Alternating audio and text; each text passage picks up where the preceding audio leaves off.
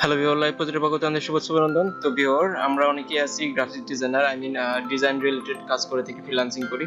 তো এই বায়ার একটি কাজ পোস্ট করলে আমরা সেটা দেখে ডিজাইন করি এবং ডিজাইন করে নরমালি ডিজাইনটা আমরা বায়ারকে পোস্ট করে দিই, আপলোড করে দিই। তো এই ক্ষেত্রে আরো ভালো হয় যদি আপনি মকআপটা ইউজ করতে পারেন।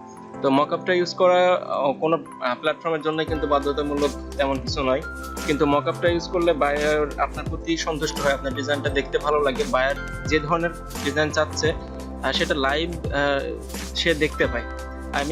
সাপোজ ধরুন একটা ডিজাইন পোস্ট করলো যে আমার একটি প্যাটের জন্য আমার একটা ডিজাইন দরকার, তো সেই ডিজাইনটি আপনি ডিজাইন করলেন, যদি সেটা একটা পিকচার হিসাবে যদি আপলোড করেন তাহলে দেখতে একরকম, আর যদি সেটা সে যদি একটা মানে অফিসে যদি লোগো চায় তাহলে একটা অফিস রিলেটেড একটা গ্লাস বা অফিসের যে সাইনবোর্ড থাকে সেখানে সাজিয়ে দিলে সেটা দেখতে আরেক রকম লাগে, একদম সম্পূর্ণ লাইভ। অ্যাকচুয়ালি বায়ার আপনার পিকচারটা দেখেই বুঝতে পারে যে আপনার ডিজাইনটা বাস্তবে রূপান্তর করলো কতটা সুন্দর লাগবে।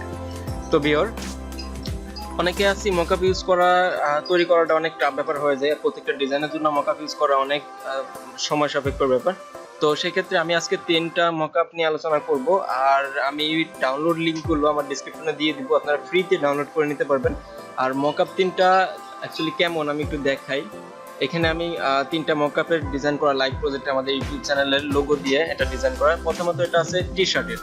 তো টি শার্টের দেখতে পাচ্ছি এখানে যে ডিজাইনটা করা হয়েছে এটা কিন্তু অনেক মোটামুটি অনেক ভালো, খুব যে খারাপ তা কিছু না, বেশ হাই রেজলিউশনের মকআপ। তো ভিউয়ার, টি শার্টে যে লোগোটি আপনি বসাবেন সেটা একদম লাইভ টি শার্টে লোগো থাকলে যেমনটা দেখায় ঠিক তেমন।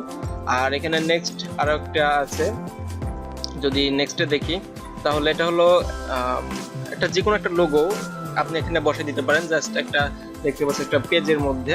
তো ভিউয়ার, এই পেজের মধ্যে ভাবে আপনি বায়ারকে দিতে পারেন।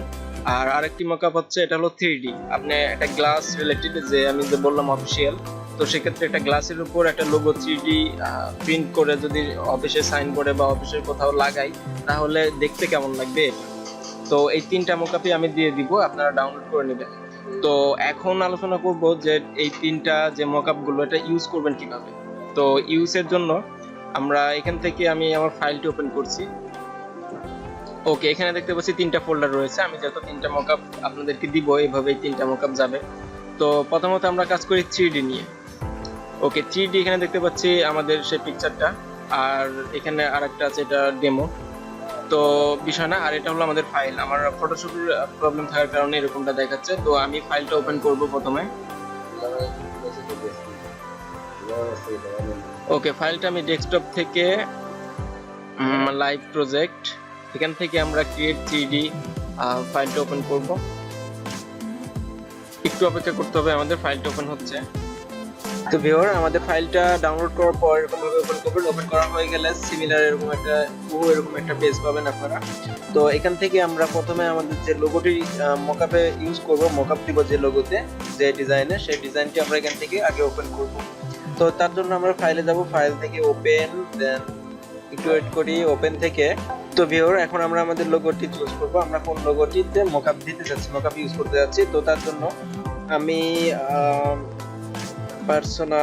পার্সোনাল থেকে ওকে লাইট শট,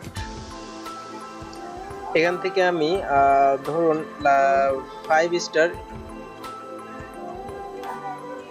তো ধরুন আমি এখান থেকে আমি এই লোগোটি চুজ করতেছি, দেন এটা ওপেন করব।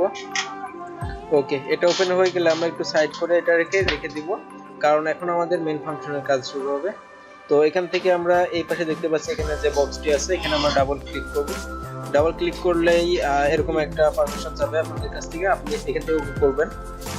তারপর এরকম একটা ফাইল আসবে। ওকে, ফাইলটা আসলে আমরা এখান থেকে লোগোটাকে সিলেক্ট করব, দেন এটাকে নিয়ে ওকে, এরপর আমাদের যে লাইভ প্রজেক্টের যে লোগোটা আছে এটাকে আমরা অফ করে দেব, চোখের আইকনটি। দেন এটা এরকম ভাবেই থাকবে।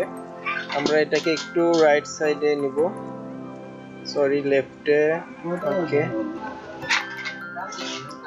ওকে, এখন আমরা এখান থেকে জাস্ট সেভ করব। একটু অপেক্ষা করতে হবে, কারণ এটা 3D মকআপ, আপনার 3D লেয়ার সহ সবকিছু এখানে প্রসেস হবে, তো সেই সময়টুকু আপনাকে দিতেই হবে। তো আমরা একটু অপেক্ষা করি।